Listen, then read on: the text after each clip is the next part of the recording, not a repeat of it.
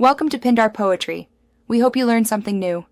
You start by opening System Settings and getting straight to Keyboard. Click the Apple menu, choose System Settings, then open Keyboard. You can search Keyboard if it's hidden. Once there, locate Input Sources or the Input Menu section. This is where language is live. Make sure you have any admin credentials ready because you may need to authenticate. Doing this now saves time.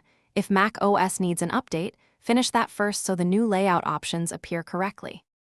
Next, add the new keyboard. Click the plus button in Input Sources.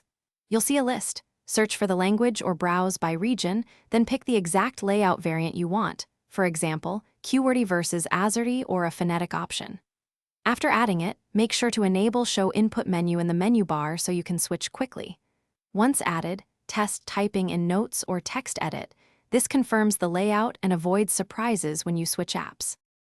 Finally, switch keyboards using the menu bar icon or a shortcut like Control Space. You can change that in Shortcuts under Keyboard.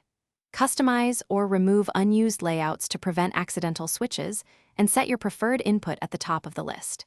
If something goes wrong, restart your Mac first, then remove and re-add the problematic layout. Make sure the system language and input order in language and region aren't conflicting.